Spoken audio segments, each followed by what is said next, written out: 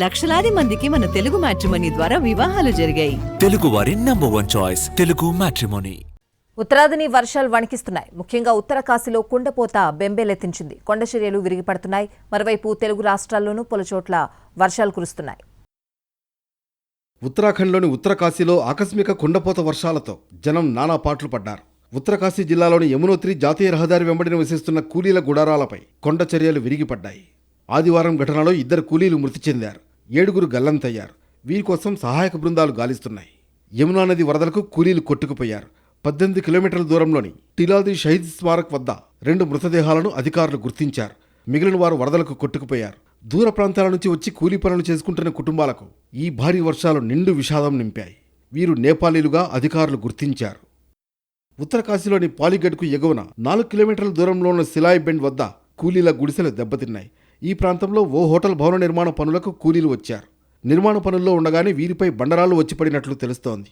గల్లంతైన కూలీలు క్షేమంగా ఉండాలని తాను ప్రార్థిస్తున్నట్లు ఉత్తరాఖండ్ ముఖ్యమంత్రి పుష్కర్ సింగ్ ధామీ తెలిపారు.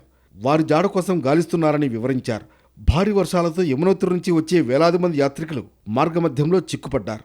తదుపరి సూచనల వరకు ఎక్కడి వారు అక్కడే ఉండాలని స్థానిక అధికారులు సూచించారు. దేవభూమి ఉత్తరాఖండ్ను భారీ వర్షాలు ముంచెత్తుతున్నాయి. ఎడతెరిపి లేకుండా కురుస్తున్న కుండపోత వానల కారణంగా జనజీవనం స్తంభించింది. భక్తుల భద్రతను దృష్టిలో ఉంచుకుని చార్ధామ్ యాత్రను 24 గంటల పాటు తాత్కాలికంగా నిలిపివేస్తున్నట్లు అధికారులు ప్రకటించారు.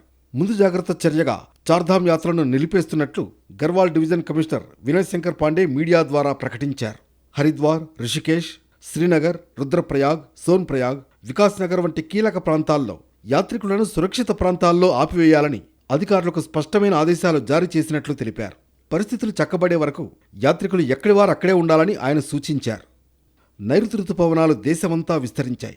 తెలుగు రాష్ట్రాల్లో మబ్బులు కమ్మేశాయి. దీంతోపాటు అరేబియా సముద్రంలో, బంగాళాఖాతంలో ఉపరితల ఆవర్తనాలు కొనసాగుతుండటంతో ఏపీ, తెలంగాణలో వర్షాలు కురిసే అవకాశం కనిపిస్తోంది.